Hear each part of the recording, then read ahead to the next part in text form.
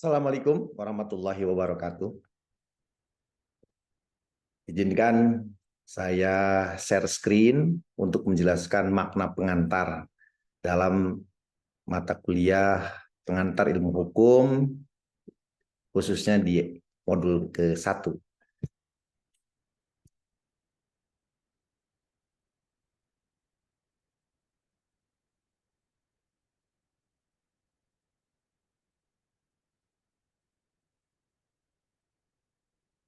Apa makna pengantar di dalam mata kuliah pengantar ilmu hukum?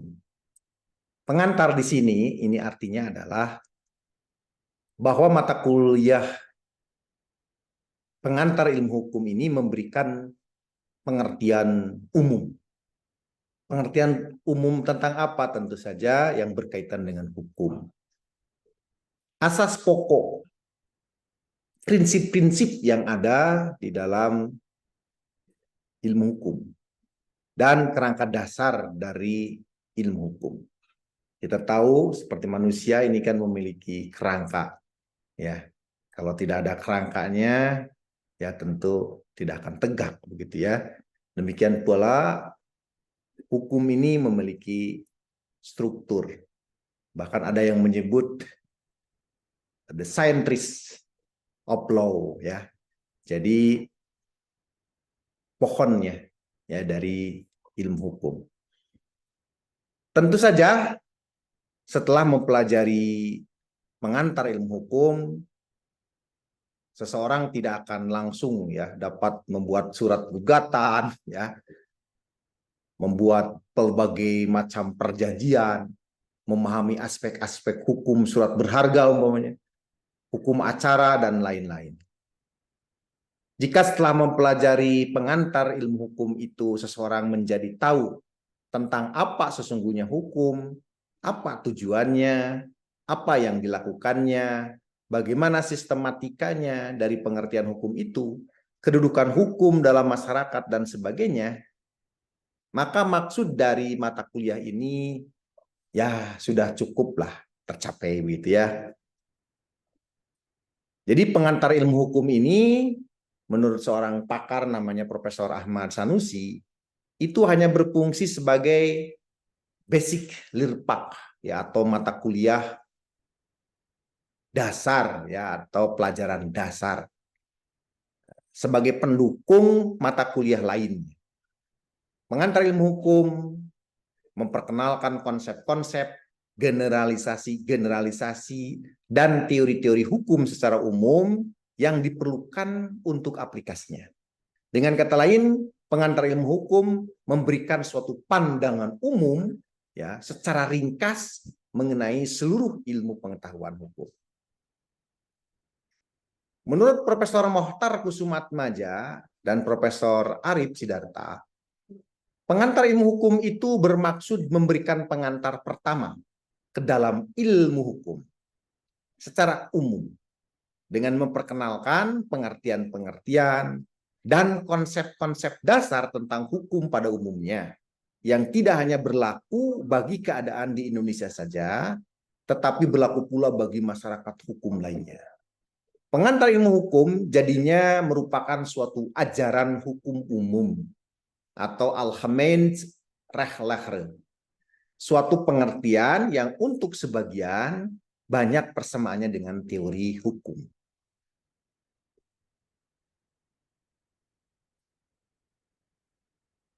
Yang menjadi pertanyaan lagi, judulnya kan mata kuliah kita ini pengantar ilmu hukum. Apakah memang hukum itu ilmu? Ya. Nah, ini ada syarat-syarat suatu ilmu, yaitu mempunyai objek suatu ilmu pengetahuan itu. Ada tujuannya, ada metodologinya, bersifat empiris, dan sistematis. Apa itu empiris? Dapat ditangkap ya oleh panca indera kita. Sistematis, tersistem, runtut, ya, mulai dari yang mudah dulu, yang tidak rumit, ya, sampai ke persoalan hukum yang sangat rumit, ya. Begitu. Nah, sekarang apakah hukum itu ilmu?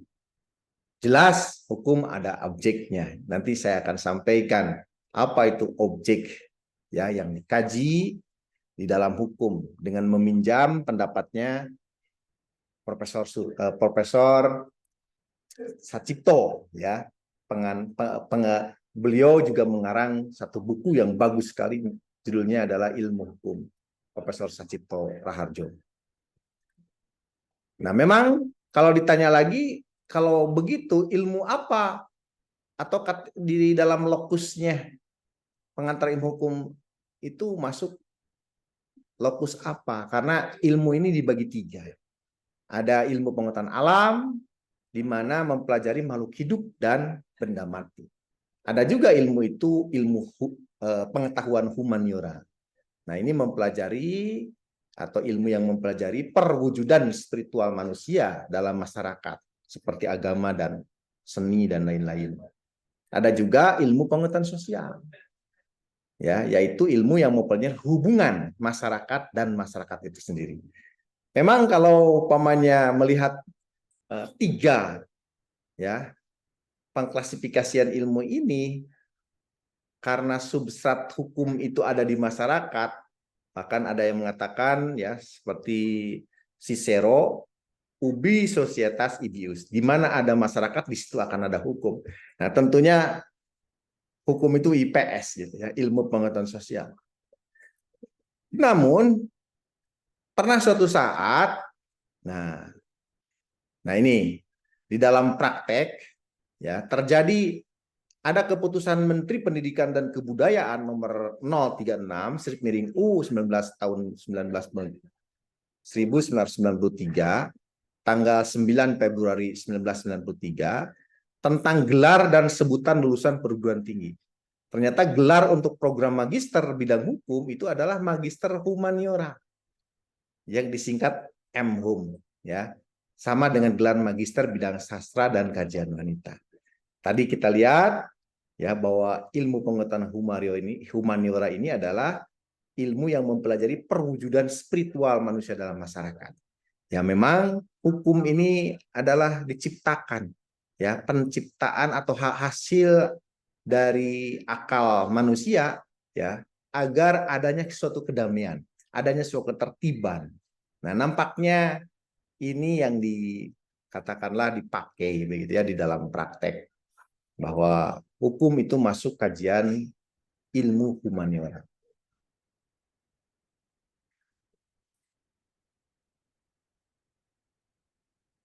Nah, seperti yang saya katakan tadi, di dalam teorinya bahwa substrat hukum itu ada di masyarakat. Ya, di mana ada masyarakat atau ubi societas, kata Cicero, ibius, di situ akan ada hukum. Kalau pamannya digambarkan seperti di dalam novel Daniel Defoe, ya, ada seorang yang terdampar namanya Robinson Crusoe di satu pulau yang kosong. Nah, di situ tidak perlu hukum. Ya, Robinson Crusoe bisa makan apa saja yang ada di situ. Ya, tidak akan ada yang melarang, umpamanya ada ayam di situ. Tapi kalau di masyarakat kita di sini, jangan-jangan ayam tetangga itu, ya, tentu harus dibayar. Kalau begitu saja diambil, itu namanya pencurian, gitu ya, gitu, mengganggu. Nah, ini yang saya katakan tadi, bila melihat objek dari ilmu hukum, ini begitu komprehensif. Profesor Sacipto ya itu menggambarkannya di dalam buku Ilmu Hukum. Pertama, yang menjadi objek kajian ilmu hukum itu mempelajari asas-asas hukum yang pokok. Banyak sekali asas-asas hukum itu ya, dan kalau tidak ada asas, tidak akan ada hukum. Saya contohkan ya, ada azas yang menyebut man hits the wet the cannon. Setiap orang itu harus dianggap tahu ada undang-undang. Bila mana sudah resmi ya diundangkan. Nah, ini terkenal dengan asas fiksi hukum. Coba kalau umpamanya asas ini terlanggar. Ada orang yang mengatakan di depan hakim, aduh saya Pak Hakim tidak tahu undang-undangnya. Bagaimana kalau pemain kata hakim, oke, karena memang Anda tidak tahu, sudah dibebaskan. Tentu semua orang itu tentu akan mengatakan seperti itu. Nah, ini hebatnya azas. Artinya apa? Ini sangat prinsipil, ya, sebagai, nah, atau katakanlah kalau menurut Profesor Mohtar Kusumaatmadja, asas itu sendiri adalah hukum. Sehingga kata Profesor Mohtar, ya, yang nanti akan saya bahas ya di dalam pengertian tentang hukum. Nah, itu salah satu definisi hukum yang memadai itu memasukkan azas sebagai komponen. Azas dan kaidah. Juga itu ada institusi dan proses. Agar apa? Agar terwujud kaidah itu di dalam kenyataan. Ya. Nah, kita kembali lagi kepada objek hukum menurut Sacipto Raharjo, yaitu mempelajari sistem formal hukum, mempelajari konsepsi-konsepsi hukum dan arti fungsional dalam masyarakat, mempelajari kepentingan sosial apa saja yang dilindungi oleh hukum, ingin mengetahui tentang apa sesungguhnya hukum itu, dari mana dia datang atau muncul, apa yang dilakukan, dan dengan cara-cara atau sarana-sarana apa ia melakukan itu. Juga ingin mengetahui tentang apakah keadilan itu dan bagaimana ia diwujudkan melalui hukum. Juga ingin mengetahui tentang perkembangan hukum. Apakah hukum itu sejak dulu sama ya dengan yang kita kenal sekarang? Bagaimanakah sesungguhnya hukum itu berubah dari masa ke masa? Demikian juga ingin mengetahui pemikiran-pemikiran orang mengenai hukum sepanjang masa. Ingin mengetahui bagaimana sesungguhnya kedudukan hukum itu dalam masyarakat. Bagaimana hubungan atau keterkaitan antara hukum dengan sub-subsistem lain dalam masyarakat, seperti politik, ekonomi, dan sebagainya. Juga ingin mengetahui, nah, ya, keilmuan dari hukum. Apabila ilmu hukum itu memang bisa disebut sebagai ilmu, bagaimana sifat-sifat dan atau karakteristik ya dari keilmuannya itu. Saya kira itu sebagai penjelasan di modul 1 ya tentang makna pengantar di dalam mata kuliah pengantar ilmu hukum. Terima kasih. Assalamualaikum warahmatullahi wabarakatuh.